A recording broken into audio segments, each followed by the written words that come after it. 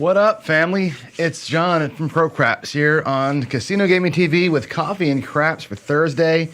Back to a regular kind of show today. So let's just jump out and start playing. And I want to let you know, because I know you're all curious about it. I retired Greg's nasty, gross, unlucky chip.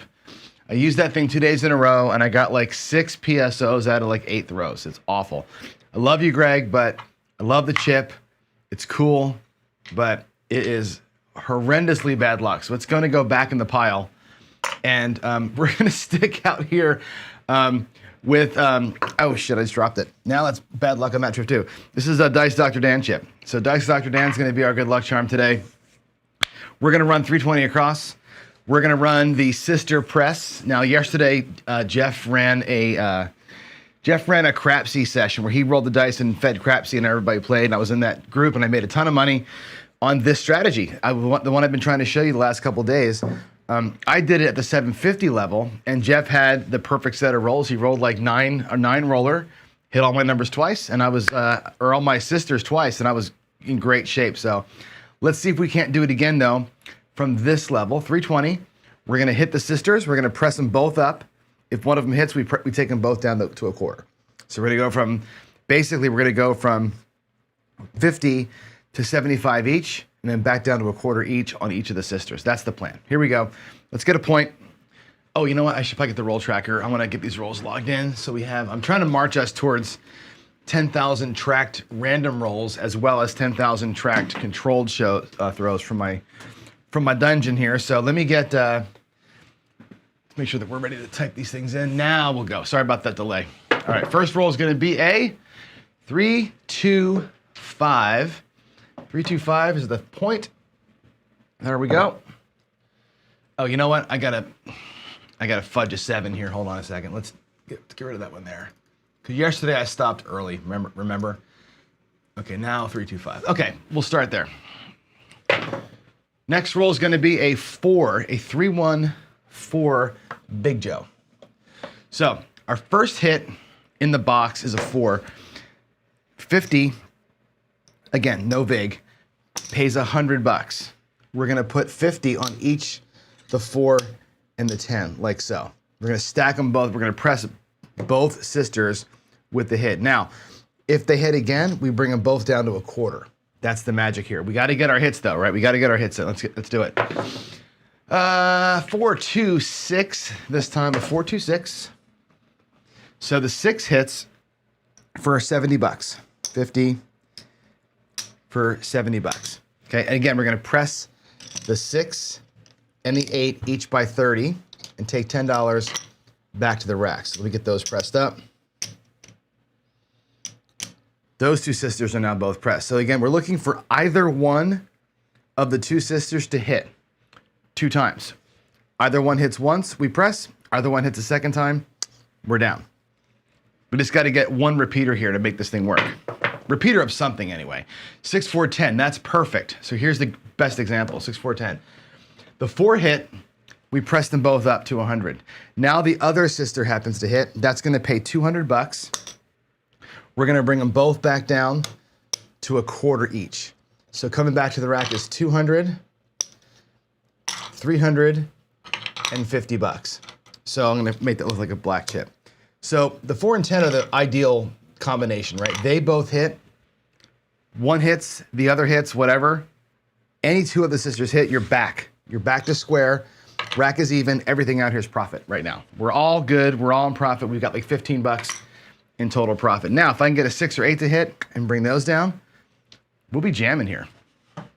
But you got to get your hits. There's a 5. 3-2-5. That's going to be our point getting hit. And again, the 5 is going to pay just like the 6 and 8. That pays $70. We had 50 on it. We're going to press the 5 and 9 both to 75, 85. Okay, and that's going to pay 119 coming back. Okay, puck's off. That was our point. We're out now on a point of 6. That's a 4-2. We just need one of the inside numbers to hit, and we're going to be in Gravy Town. Gravy Town. Yes, we get it. 5-1. There's the KitchenAid. 5-1. The mixer, the KitchenAid mixer. So the 6 here, We have 90 bucks on it. That pays 105. The 6 and 8 now, we had one of them hit. We pressed up. We had one of them hit. They both go all the way down to 30. Okay, so it's a one hit. Basically, it's a double tap on the sisters. What's coming back to the rack right here? Another 100. 4 greens is another 100. That's 200. And the reds make a quarter.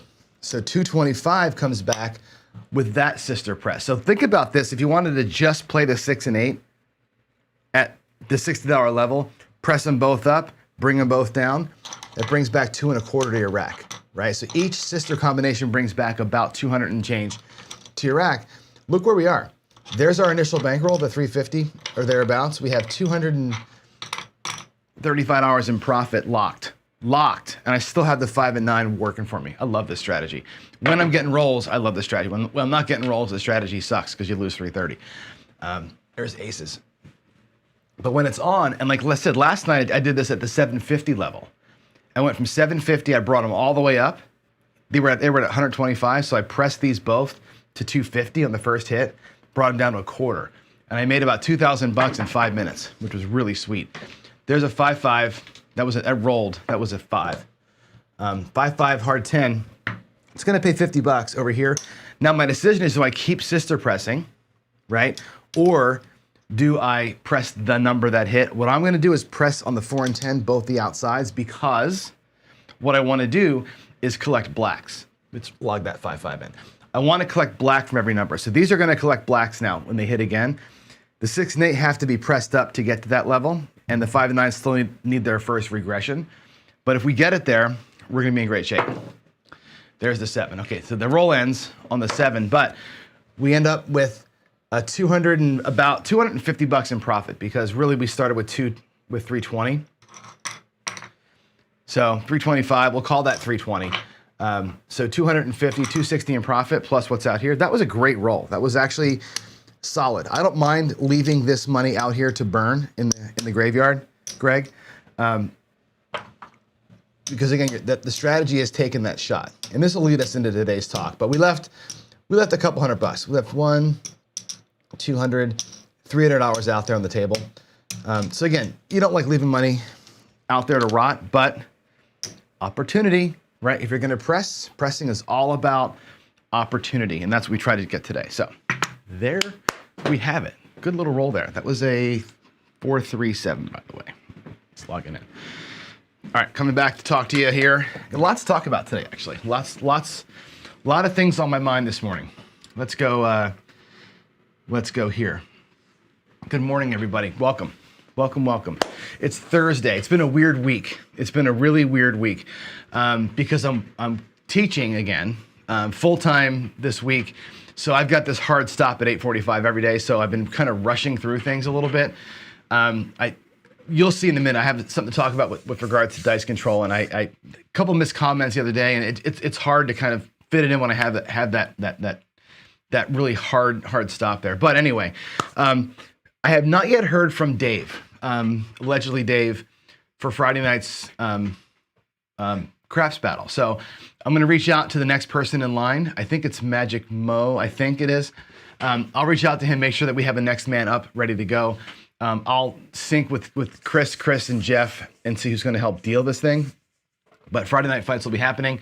Yesterday we had the great live show with Sideshow Gamble, Chris and Chiro from Midmo Yo. That was fun, little bit of back and forth there. I saw some stuff in chat this morning. I love the idea of this thing ending in Vegas. I love the idea of us timing it perfectly so that at the Crapsathon, that's the final battle. And having them do their final battle be a 30-roll challenge, Casino Quest style, with David dealing. That would be freaking awesome. I'm working on that, so I'll let you know if I can get it scheduled and everything in there, and maybe by Monday next week we'll have an answer on all this stuff. That'd be super cool. So I'm looking forward to it. It's going to be fun. Ha, 5 years funny. Is he allegedly playing? He is allegedly playing. We'll see. And again, I want you to get me your questions, right? I've got today a short Craps 101 chat that I want to give with you. And I have another short Dice Influence chat that I want to give you that's going to, actually, let me talk a little bit about politics and world events, maybe a little bit. If you want me to talk about anything, any 101 kind of question, any dice influence kind of question, anything at all, right? You can drop me an email, john@procraps.net, hit me up in Discord, comments on the videos. I take all the notes from all these things. I go back and I read all the comments and I write things down. That becomes show topics as we come up here. So these little segments that I do, answering your questions, comes from these comments here. So drop me stuff. If you want to hear stuff, it's your show too, right? That's how I feel about it. All right. Last thing here on this announcements page is fantasy football. I think, Chris, DGen, you can say it. You can say it in your in the chat here, but I believe next week is the deadline. We're trying to set it for next week. If you want in on fantasy football, get with Chris from Dice DGen ASAP in the fantasy football channel here on our Discord. And if you're not in Discord, of course, get on Discord and talk to us. Discord is a lot of fun. So get in there. And again, that's where we drive some of the show talk. There are There's three major Discords that I think you need to be aware of, right? There's mine, of course, right? Ours. The CGTV Discord, which is listed here on the link. That's where you can talk to anybody who's a show host. You can chat about the shows that we do, like this one, like Friday Night Fights. It's really designed to be a Discord that's not so much how do you play craps or run your strategies. It's designed to be where you can touch and talk to the show hosts for all the shows that we do. More shows to come, obviously. There's Jeff's, which he set up more as a YouTuber to YouTuber kind of a thing. So everybody's in there talking about their channels and that kind of thing. It's more of a community channel. That's a different focus. And then, of course, you have Color Up Jeremy's Discord, which is all about just crap strategies and that kind of thing. So pick your poison. There's a lot of them out there. Big AZ's got a one. I think Texas Crap Shooters has a Discord too. Those are going to be more about what they're doing on their channels. Again, the CGTV one is more about the shows, not about me or this show. It's about all the shows. Jeff's is more about all the YouTubers. So make sure that you find the Discord that fits your style more, who you want to talk to more, but get in them. And this is how we build community, by talking to each other. And I think the offline conversations are great. All right, that said, let's go here. Come on, give me the screen. There we go. Your daily dose of DI. This topic comes from Duracell 8. The other day we did a show, and I think I ended my roll at like 8:44. I had 1 minute to go, and I quickly ran through the comments, and I didn't see this one from him. There was a couple others in there, but I kind of glanced over it really quick. Today's daily dose of DI from Duracell is an interesting topic. It's not really a question, but it was a statement that he had made. He said, outsiders who don't dice influence frame it to fit an agenda and don't have an open mind to what it really is. Now, very first daily dose of DI, I made this statement, right? Where I said, you're lazy, right? Dice controllers will just, or non-dice controllers will just say, oh, every throw is random. And you're all idiots, right? What happens is this, and I believe Duracell's onto something here, the way he frames this, which is, for whatever reason, dice influence, dice control, I've said it before, it's kind of like we're in this set of silos, right? You either believe it or you don't believe it. There's no middle ground.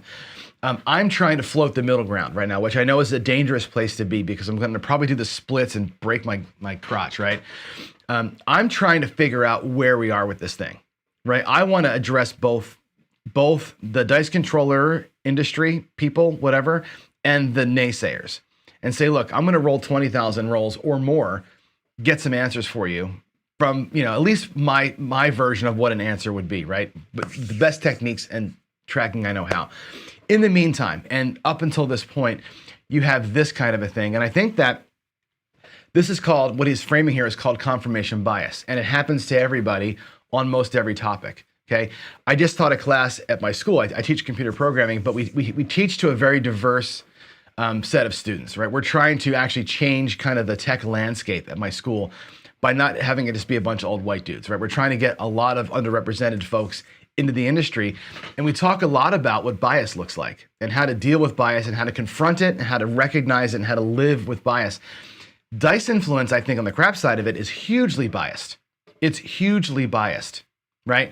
And everything that you see, if you don't believe that it's true, everything you see on my table tells you, see, I told you it ain't true. And if you do believe it's true, everything you see me do at night when I'm practicing my dice influence, or my dice control, you're saying, well, it's 100% true. John's doing it. John's making it happen. John's moving the needle every night.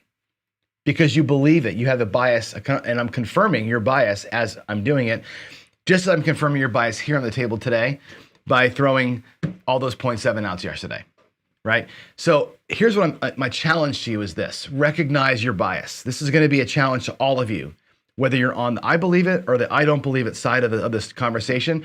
Recognize your bias, and when you feel yourself saying something inflammatory, and if you look at Facebook, you look at Reddit, you look at some of the other online places, when somebody says, hey, what set should I use for whatever, here comes the vultures coming in to tear somebody to shreds. That's confirmation bias weaponized. And I think what Duracell here is saying is that this is people that weaponize their bias, and they come off as holier than thou, smarter than you, you're an idiot, blah, blah, blah, on both sides of this thing. So I challenge you this: recognize when you're having a biased moment, when you're about to say something inflammatory, whether you think you mean well or not, you think you're saving us from ourselves, or we think as dice influencers we're saving you from yourself. Check that. Watch what you say, think about what you say, and open your mind a little tiny bit. You don't have to be here. You got to be here and just hear it, see it, feel what's going on, right? And allow people to live in their own worlds. It's okay if somebody believes in dice influence. It's okay if somebody doesn't, okay? But if you don't believe in it and you're one of these people that's going to be beating the drum and tearing somebody to shreds because they do think they can control the dice a little bit, you got to temper that a little bit. You got to not be the wedge that drives everybody apart. And I think that's what happens. I think that's what Duracell is saying here. And he's sick of it, and I'm sick of it. I'm sick of all this, let's put a wedge in and separate everybody, and especially with the divisive language that gets used here. So my daily dose of DI for you is this: if you're biased on one side or the other, do not let what you're seeing on my table, on Texas Crap Shooters table, on Hawaiian Crap Shooters table, on Sideshow's table, do not let what you see on our tables influence you and confirm your bias. Look at it with an open mind, see what's happening out there, make a judgment after you see the data. Don't just make a judgment because you think, or because you read a book, or because you saw a video, or because slow motion scares you, or because somebody made a machine one day that didn't fucking work. Sorry for the language. That's the thing I want you to get to, challenging you to check your bias and understand that we're trying to prove something or disprove something or give data to give credence to the argument. That's how I'm going to challenge you. So there it is. I believe Duracell's right here. I think that when you use your opinion to drive an agenda, you're part of the problem, not part of the solution. Be part of the solution. That's it. All right. Done soapbox, coming down from the soapbox, and we'll do something a little bit more calm. And I want to address Chris from Sideshow. Chris from Dice Degen. I want to address you directly with my Craps 101 today. So this is a quick Craps 101 because it's going to actually feed into what I want to talk about, which is pressing. We've been talking about pressing for the last 3 or 4 sessions here. What to press, when to press, how to press. Now, Chris did a really good video the other day. If you haven't seen it yet, go to Chris Dice Degen's channel. He does a video analysis of betting one number versus betting all the numbers going across. The thing is, Chris, I wrote you a text yesterday. My challenge back to you on this one here is I think you got to bet apples to apples. I think you did like different pressing on the across bet than you did on the single bet. And so it wasn't a true comparison, okay? What I want you to do is this, and what I want you all to think about is this, because we've had this conversation before in a number of ways. Betting all the numbers versus betting one number. Let's take the 6 or the 8. If you bet just the 6 or the 8, the pro to doing it that way, less money on the table. You're exposed for way less money, $30, let's say, okay? The con to that is that you're going to be exposed for a long time. Your $30 is at risk for many throws. There's only 5 ways to roll a 6. Right? There is 6 ways to lose on that 6. And there's 25 ways where it doesn't matter. 25 of the 36 combinations do nothing for you. You're waiting, you get popped for a 7. You're waiting. It hits, good for you. That exposure of time is a crusher, especially when people are hitting about the average of 6 to 7 rolls, right? Your 6 or 8 bet is good. You don't lose much when you lose, but you don't win that often either. The across bet, however, you got all the numbers covered, 4 through 10. So you've got 24 of the 36 combinations covered. Only 6 rolls don't do anything for you. The horn numbers don't help you. So 6 wasted rolls, potentially at 36. and 6 killer rolls. The difference here, you're exposed for less time, right? If your goal is to win one hit, $35, right? And that should be the goal, I think. In a comparison like this, your goal should be, let me hit the 6 once or the 8 once, or let me hit any box number once and everything's off and down, right? The real comparison is this. Betting across, way less time, probably 1 roll of exposure. You're hitting, you're out. The con to that is your monetary exposure. PSO takes 160 instead of 30, right? So the true comparison to me here is place just the 6 versus all the way across. Your goal per shooter per 7 is 1 hit. 1 hit per 7. So either you hit the box numbers and you're done, or you hit the 6 and you're done. 1 hit and you wait. Turn your bets off till the next 7 comes and then do it again, right? That's the truer comparison here. Not so much I'm going to double press the 6 and I'm going to, sister press the box. Make the goal simple. One $30 hit. And do the real comparison, Chris, if you would, on that. So I want to see the real difference between being exposed for all that money for a short time versus exposed for a little tiny money for a long time. That's a really good comparison. At maybe your part 3 of your video would be that. If you do that for us, that'll, I think, really give us a good lens and maybe do it for like 30 points. Do a lot of data on that, because that'll be interesting to see. If which is better, to be exposed for less time, more money, or less money, more time? I want to know the answer to that, but you can't press them at different rates. And that data that comes out of the win data that comes out of that is kind of skewed by, hitting 5 or 6 box numbers. That's not the point. The point is to really compare the exposure levels, time and money wise. So if you would do that again, that'd be awesome. I'd love to see you do that. And for all of you that are building strategies, when you watch hopefully his next video, think about what I just said here and how do you manage your strategy? Because if you talk about pressing, right? We talk about when do you press. We've done this already. Do you press right away? Do you regress first? I'm kind of doing a press and regress today in our morning session. What do you press? One bet, like we're talking here, or all of them, or sisters or groups? And then how much do you press? Today I want to talk about how much do we press. And I want to get into, I don't have a lot of time here, but I want to get into how much we press. We've talked already about what you can press, right? Today I'm doing sister pressing. We've done group pressing before. Let's really get into the pressing levels today. And Greg had asked me to do this, and I'm going to do it for you this morning. I don't have time to roll it out, but I want to show you the way that I would evaluate this, okay? And let's look at the common pressing styles. And here's a list of the most common pressing styles, right? There's the no pressing at all. There's the same bet. There's 6 and 8, just take same bet all day long, okay? There's the single, like press me 1 unit. Press me a single unit, whatever a unit is to you. Where a unit could be $6, a unit could be 10, a unit could be whatever your unit is, and you're pressing that same amount every time. So if let's say you're at $60 6 and 8 or something, or $30 6 and 8, your unit could be $10 or $12. You're doing a $12 press every single time. That's what I mean by a single unit press. That unit doesn't change. Okay, you could progressively bet, right?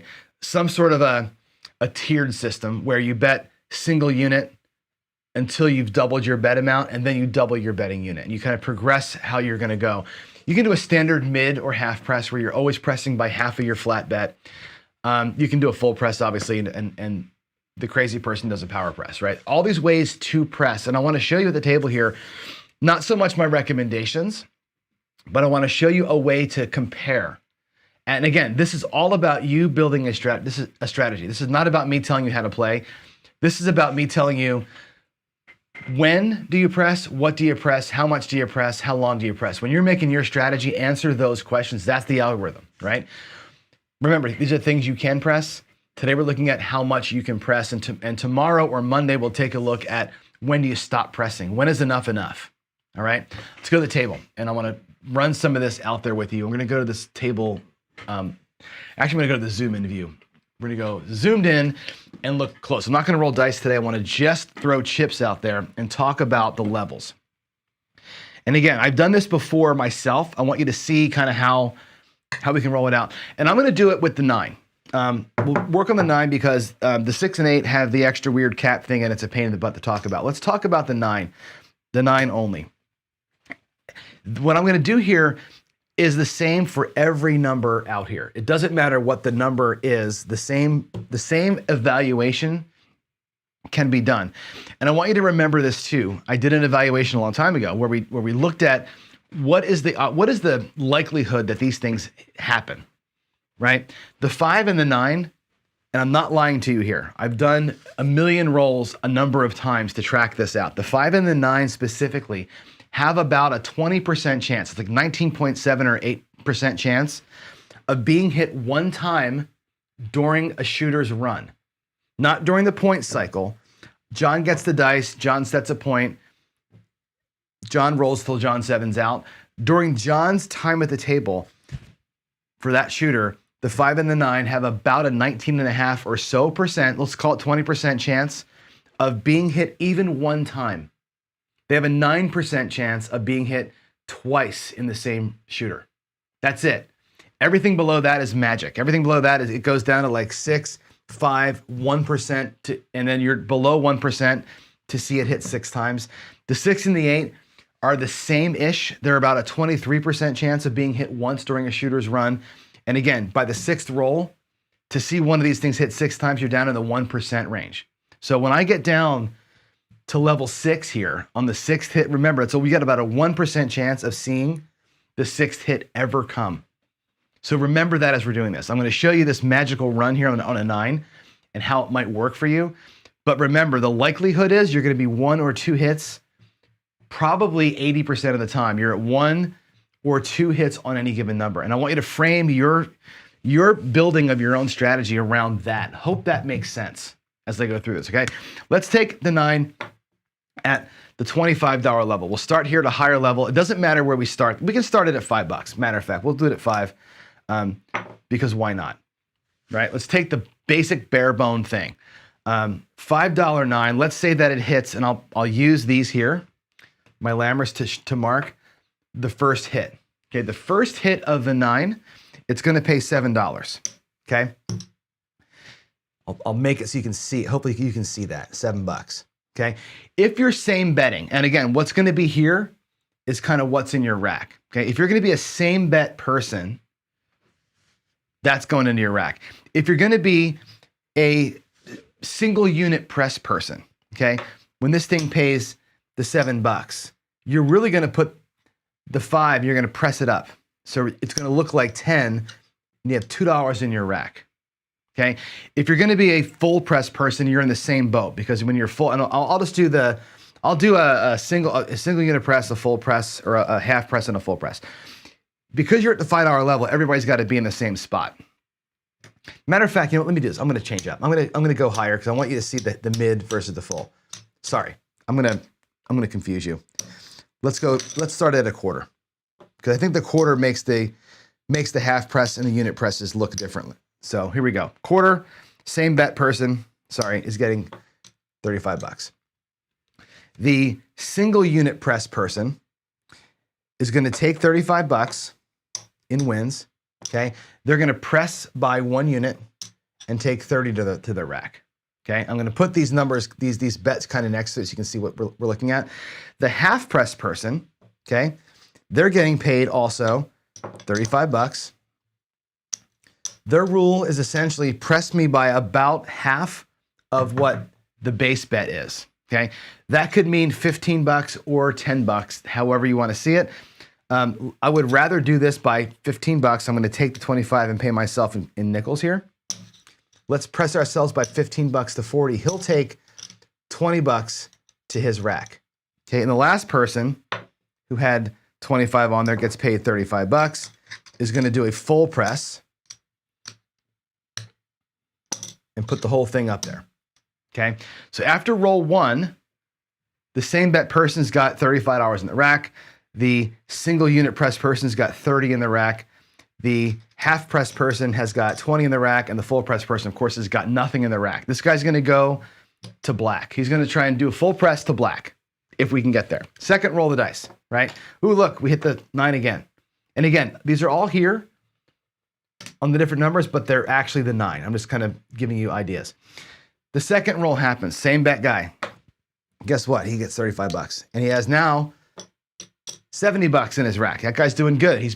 He's racking up. He's got $70. We're all making fun of him, right? The doers, if you watch Sin City Living, these guys snicker all the time. What an idiot. What an idiot. He's same betting. Never going to make any money same betting. They laugh at you all day long. Remember, the 7 comes after this hit. Everybody else has less money than that guy does. Okay, the guy who's doing the single unit press, $30 now is going to pay, $30 pays 42. Okay, $42, single unit press. He's going to go up to, now he's going to go up to $35. Okay, and he has this money coming back to his rack. So look at him. He's making more money now. He's actually going to be surpassing him because of the extra payment. Does that make sense? Right? He's getting extra money because the payments are higher. All right.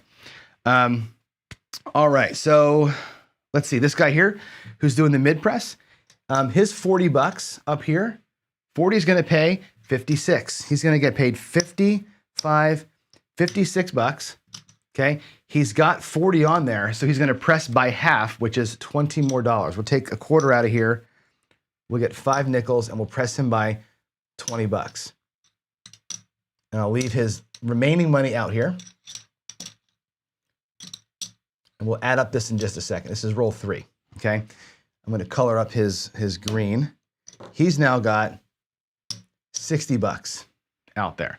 And the guy that full pressed it, he's already got $60, right? That pays 70 plus 14, that pays $84. 75, 80, $4. And again, he's going to full press now to where he's collecting black chips. So his next move is to take this thing to 75. We can actually press the whole thing up here. Let's just make him be a disaster. We'll full press him up to here. We'll take this back and leave him at $125. He's got 125 out there. Now he's done. He's going to collect on the next one. He's got 15, 19 bucks in his rack, and he's got 125 on the 5. He's got the potential to make a crap ton of money, right? But we'll roll 2 in. Let's compare. The same bet guy's got $70 in his rack. He's doing great. And again, you have a 20% chance of getting this at all. You have a 10% chance of getting down in here. He's got $70 total. The guy that did the single unit press has 30. He's got 30, 60, $5, $67. He's still behind the same bet guy after 2 rolls. The guy that did the mid press has 20, 30, and 25. He's got $55, $56 in his rack. He's actually behind him still by about $20. Okay. Of course, the power press guy or the full press guy only has $15 in the rack. Here's where you're going to be 90%. 90% of the time, this is where we live. And you know this from experience. You know this from your playing. 90% of the time, you're here. You're at 2 rolls on any number, and you're thanking your lucky stars that you got those 2 rolls. If you stopped here, same bet guy's in the lead. The guy everybody's making fun of for being shy or cowardly as a player is in the lead on every single one of these. 90% of the time, that guy makes more money. That's an important thing for you all to know. When you're making your pressing systems up, unless you're the Lord of the dice and you're shooting like 5 9s or 5 5s every time you got the dice, like my friend Ian shoots all the 5s, right? Unless you're that guy, right here, same bet is your savior. Same bet's is the way to be. Now, you go to roll 3. Here's where life changes. Same bet guy, another $35. Now he's got 75, 85, 95. He got 105 in his rack. He made $100. He made a black chip, basically, in 3 rolls. And again, down here, you're 5 or 6% chance of ever getting here. It's a miracle to get down there. Okay, the single unit guy, $35. Right, that pays $49. Pays $49. We'll pay him $50 for 1. Okay. And we're going to half press him. So he's 1 unit press. So he's going to get $50. We'll take that back. We'll get nickels for it. We'll press him up by 1. Now he's at $45. Okay? Like that. He's now in the lead, by the way. He has overtaken him. Finally overtook him. Right here on this mid press guy, right? He's got, again, 60, 70 bucks out here. That pays $84. We know that from before. 75, 84. Okay. He's got 40, 50, 60 bucks. We're going to press him by another 30. We're going to half press him. So we're going to give him 30 bucks out of his winnings. And he's half pressed up. He's got 75, 85, 90 bucks on his number now. Okay. And he's taking some money back to his rack. Now we're going to start seeing these guys surpass the same bet player. And of course, this guy down here, finally, right, he's collecting black chip. He's going to get 175 and storm into the lead on the miracle shot, on the miracle shot. So after 3 hits, he finally gets to black level. He's bringing money back. It took 3 hits to get there. This is a 5% chance that that ever happens. Okay, roughly 5% chance. That's the reality of pressing. So you can same bet it, bring a black chip back. You can single unit press. The single unit press guy's got 75, 85, 95, 105. He's got $107. He's got him by about $6, roughly $6, right? These two are very, very close, but he's bringing back more money each time. You'll see he brings back 36, he brings back 35, he brings back 45. He's bringing back a little more each time, so he will eventually surpass him. The guy that's doing the half press, where is he?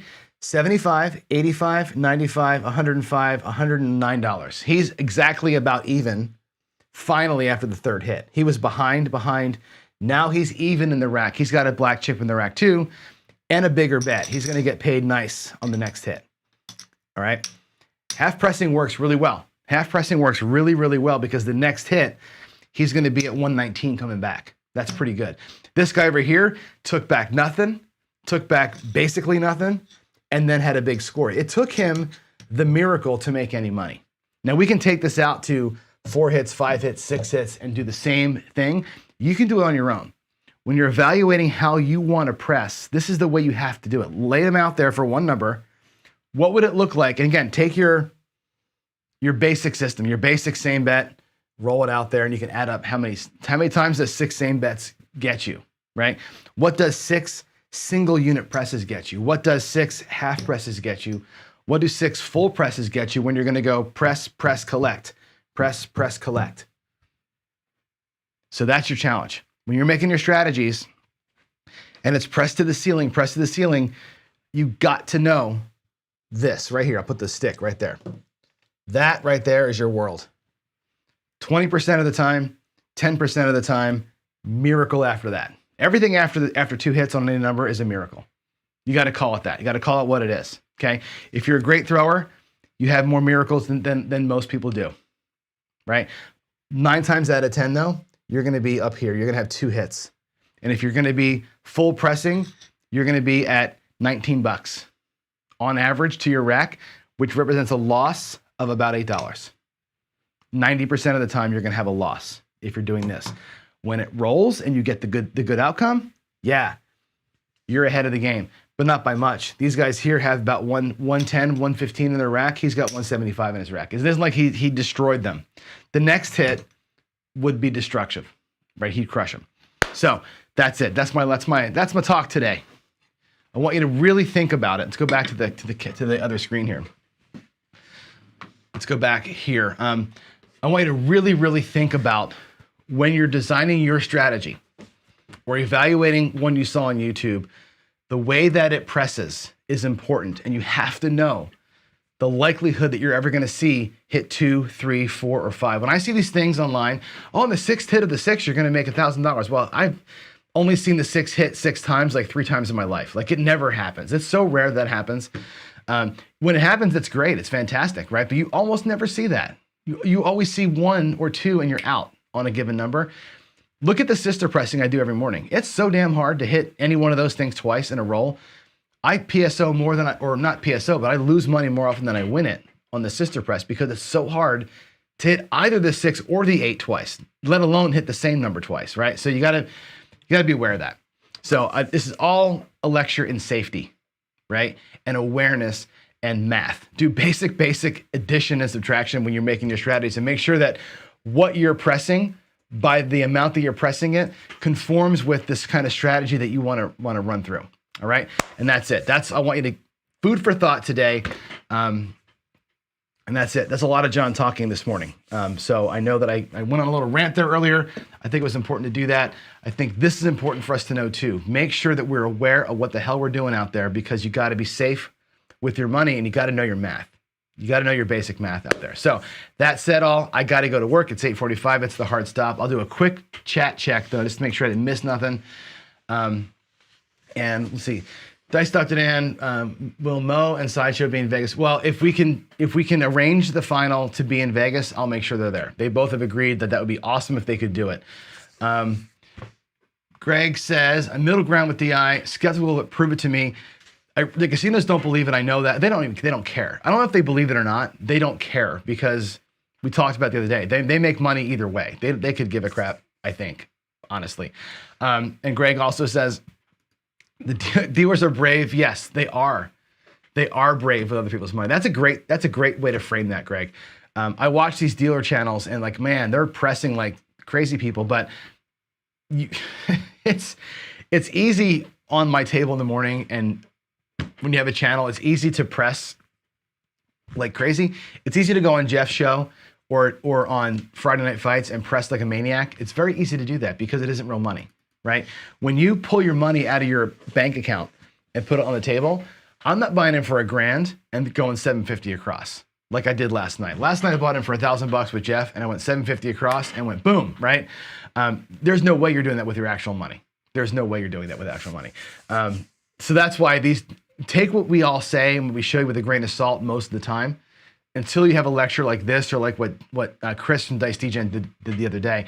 When we break it down for you, like, here's what it really looks like, you should pay attention to that, because the reality is $105 in 3 hits. I'm pretty happy with that, actually. I don't mind taking a black chip out of the casino whenever I can.